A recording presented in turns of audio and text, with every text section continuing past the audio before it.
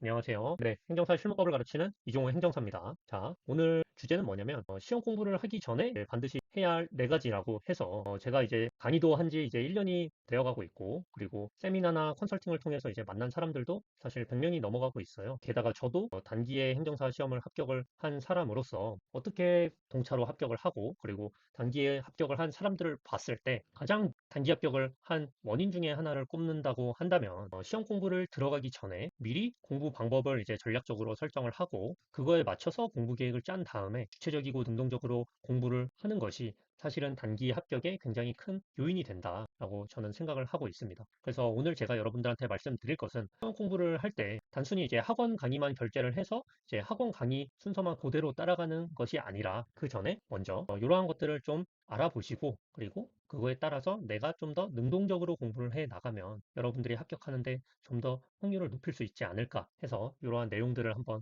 가져와 크게 이렇게 네 가지가 있는데요. 첫 번째가 이제 시험 정보를 파악을 해야 되고, 그 다음에 합격 수기를 분석을 해야 됩니다. 그래서 시중에 있는 합격 수기를 분석을 한 다음에 공부 방법을 확정을 해야 돼요. 이제 합격 수기들을 보고 그러한 다음에 공부 계획을 세워서 이제 강의를 듣던 책을 읽던 공부를 하는 게 좀 더 효율적으로 공부를 할 수 있겠다라고 생각을 하고 있습니다. 보시면 먼저 시험 정보 파악이라고 해서 저희는 이제 큐에 들어가면은 행정사 시험에 대한 정보들을 알 수가 있는데요. 거기에서 이제 시험 유형이나 시험 범위, 그리고 시험 형식들을 미리 좀 파악을 하시고 행정사 시험은 이렇게 구성된 시험이구나 라는 것들을 기본적으로 알고 가시는 게 좋겠죠. 그래서 시험 유형으로 보면은 저희 시험은 기본적으로 1차 객관식 시험, 2차 주관식 시험으로 나뉘어져 있다. 그리고 객관식 시험은 절대평가 시험이고, 그래서 평균 60점을 넘으면 되고, 그리고 한 과목도 꽈락이 없어야 된다라고 해서 즉 40점 미만을 받지 않아야 된다라는 것을 알고 계셔야겠죠. 그리고 주관식 시험도 사실은 절대평가지만 주관식 시험의 특성상 평균 60점을 합격자들이 다 넘지 못하기 때문에 사실상 상대평가로 보는 것이 맞겠다. 그렇게 보시면 되고, 그리고 시험 과목 같은 경우에는 1차 같은 경우는 민법, 송칙 부분이 들어가고, 그리고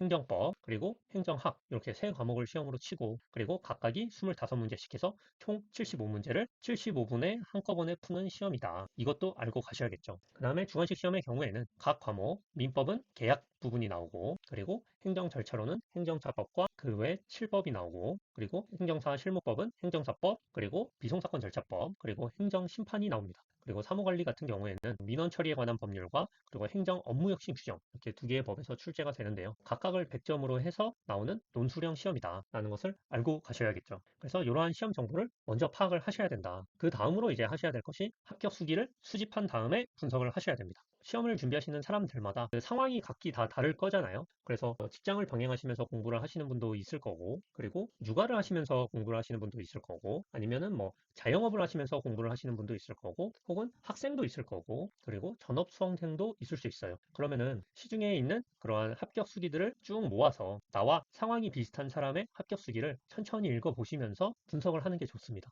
저 같은 경우에도 저는 이제 시험 공부를 할 때 1차 시험을 붙고 이제 2차 시험에 준비를 할 때 시중에 있는 합격 수기를 쭉 모아서 봤어요. 그래서 쭉 모아서 보고, 그리고 저는 다른 자격증 시험의 합격 수기도 쭉 모아서 봤습니다.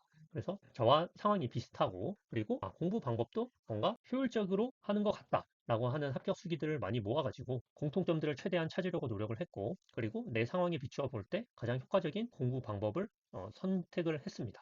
그렇게 해서 공부 방법을 먼저 확정하는 것이 중요하다. 이렇게 공부 방법을 확정한 다음에 그 다음에 이제 여러분들이 해야 되는 것이 강의는 어떻게 들을 건지, 듣는다면 어느 학원 거의 강의를 들을 건지, 그리고 교재는 어떻게 할 건지, 많이 간추려진 요약서를 볼 건지 아니면 기본서를 볼 건지 결정을 해야 되고, 그리고 강사도 결정을 해야겠죠. 그래서 학원 안에도 같은 과목에도 여러 명의 강사가 있을 수도 있고 과목당 한 명의 강사가 있을 수도 있지만 기본적으로 개인차가 있잖아요. 자기한테 맞는 강사들이 다 있다 보니까. 그리고 내가 설정한 공부 방법과 어느 정도 일치하는 사람을 보는 게 중요해요. 내가 공부 방법은 이렇게 공부를 하려고 마음을 먹었는데 이 강사는 그러한 방법으로 가르치지 않는다면 사실 그 강사는 자기와 맞지 않는 강사가 되겠죠. 그래서 기본적으로 샘플 강의를 들어보시고, 그리고 그 강사가 가르치는 방향을 보시는 게 중요해요. 보통 이제 좋은 강사는 나는 이러한 큰 방향으로 가르치고 그래서 어떠한 것들을 중요시해서 가르치는지 얘기를 하는 게 사실은 저는 좋은 강사라고 생각을 하고요. 그리고 그 외에 추가로 볼 게 있다면 양력 같은 걸 보면 되겠죠. 그래서 실제로 행정사 시험에 합격한 사람인지, 그리고 합격을 했다면 언제 합격을 했는지,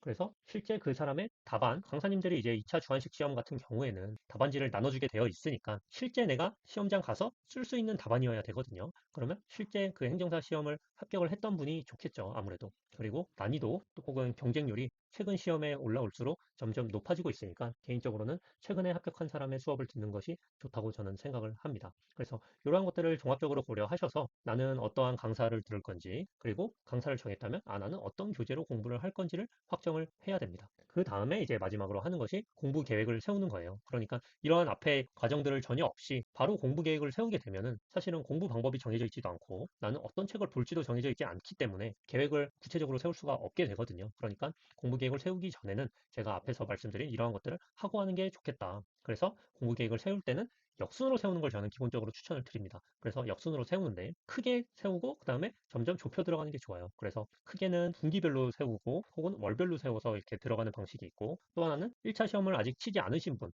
혹은 뭐 유예생이라고 하더라도 1차 시험을 기점으로 나눠가지고 1차 시험 전에는 뭐 나는 최대한의 이해와 답안 작성 연습을 많이 하겠다. 라든지, 그래서 그 이후에는 암기에 최대한 중점을 두면서 하겠다. 이런 식으로 시기별로 나누는 방법도 있습니다. 또 이제 학원을 들으시는 분들 같은 경우에는 강의별로 공부 계획을 짤 수도 있겠죠. 그래서 기본 강의 때는 어떠한 목적을 가지고 공부를 할 것이고, 그리고 심화 강의 때는 어떠한 목적을 가지고 공부를 할 것이다. 라고 해서 각각의 강의마다 어떠한 목적을 가지고, 그리고 내 공부량의 목적, 그리고 공부 방법의 목적, 작업의 목적을 가지고 공부 계획을 세우는 게 좋다. 그리고 그러한 것들을 제시하는 강사가 사실은 좋습니다. 그래서 이러한 전체적인 로드맵을 어느 정도는 짜고, 그리고 그 로드맵이 사실 효율적인 방법이어야겠죠. 그래서 그 로드맵을 짜고 시험 공부 들어가기 전에 한번 이런 큰 그림을 그린 다음에 여러분들이 공부에 들어가는 것을 추천드리고요. 그래서 시험 공부를 아직 시작하지 않으신 분, 혹은 이제 막 시작하신 분들도 내가 행정사 시험 공부를 하는 데 있어서 이러한 일련의 네 가지 과정들을 한 번은 꼭 해보시기를 추천을 드립니다. 네, 그러면 오늘 내용은 여기까지 하도록 하겠습니다.